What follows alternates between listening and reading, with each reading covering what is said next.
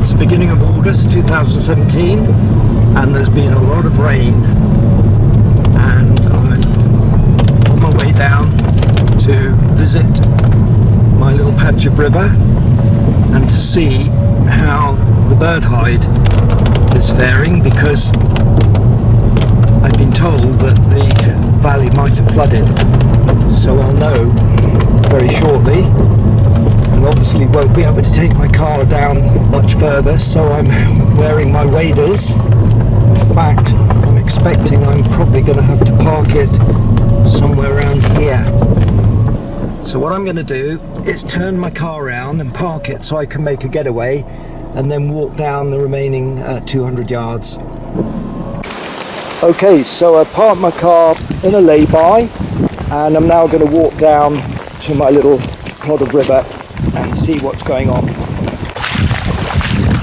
Well, I'm wearing my waders, my fishing waders, so I expect it to go a little bit deeper than this.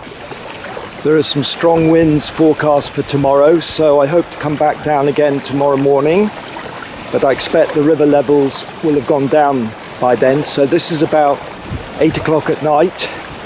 Well, hoping actually that the land is flooded, because I want to see just how my bird hide is behaving.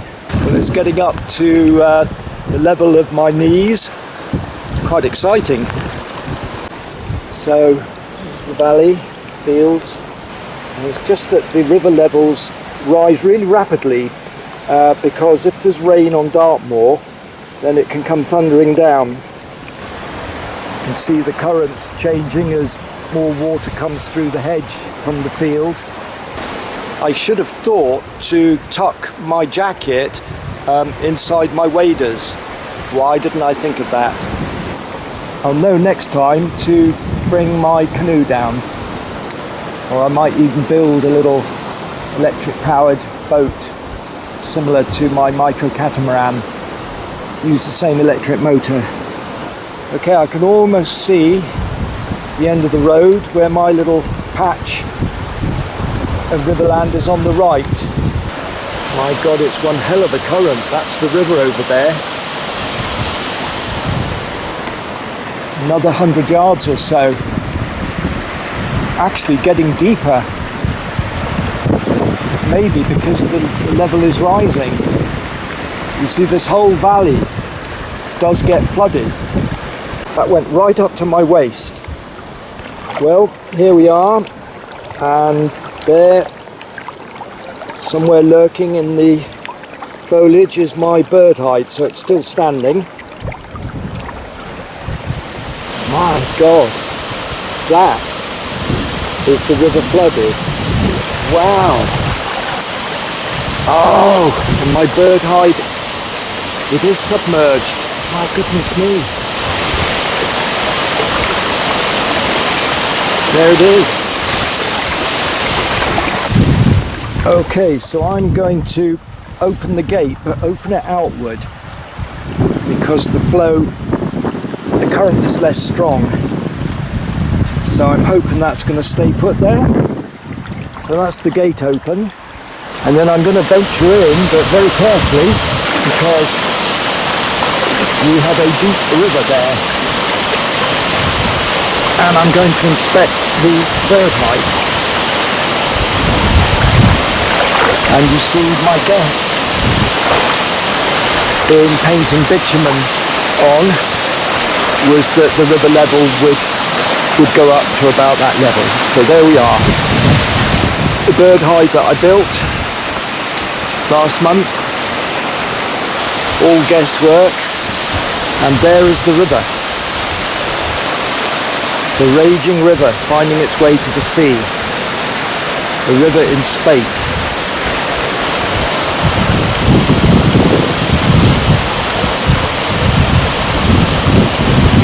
That stake over there is the actual river bank.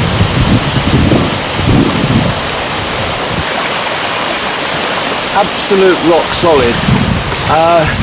Now I'm going to have to tuck my jacket inside my waders, because I have a feeling that the river is still rising, and I don't want to get my camera or my car keys wet, so that'll be fun.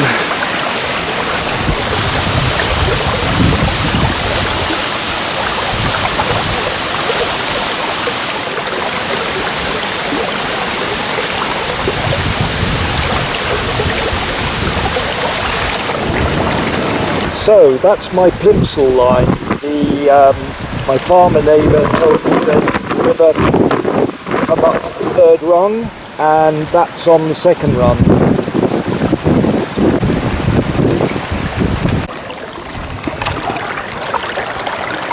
I'm actually wading against considerable force of the river.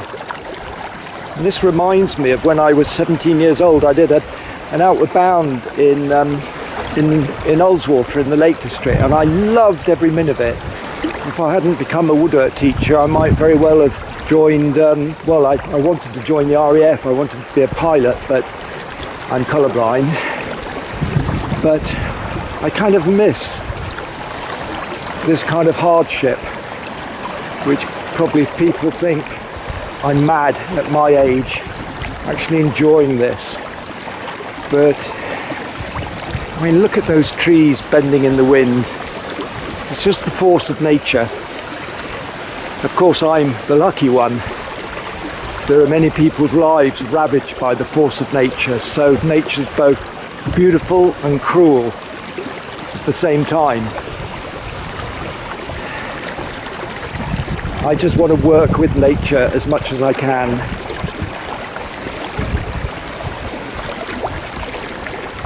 Wow, that is quite a force. It probably doesn't look it, but I'm really working hard to wade against the current, and this is the road. I tell you something, I'm going to be stiff tomorrow. This may not look it, but it's actually quite hard work. I mean, I can run around the badminton court for 2 hours, no problem at all. But, you know, I reckon it's taken me half an hour, to get down here and half an hour to get back. You see, you have to be very careful. If you lift your step up too much, the current could take your leg away and then you'd lose balance, and then bang. Certainly it's beginning to get dark now. I timed it just right.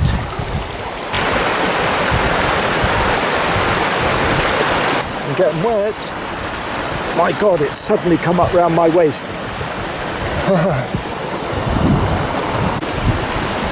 Okay, so I'm actually on tiptoe because the river is rising. And hopefully this is the deepest bit, but I'm literally on my toes. And it's up above my waist.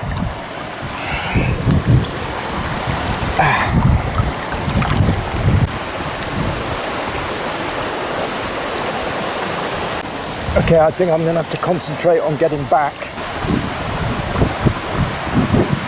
It's getting a bit easier to walk now, as I now return to the road. And somewhere along there is my Mini. Well, I'll have to check the footage, but I reckon the river has come up a tiny bit. I know there was water there, but not quite that much. At least I'm not stranded. Okay, so I'm back down at the bird hide the day after the floods and the storms, and just inspecting how dry the bird hide is, and I see there is a very slight leak coming from the roof. That's probably where I put a screw through the featherboard and through the insulating foil. So I'll need to get up on top of the roof and use some sealant, but that's the only leak. It's not bad. Okay, so I've discovered where the tiny leak is. I forgot to screw this board down. It just shows how you have to check everything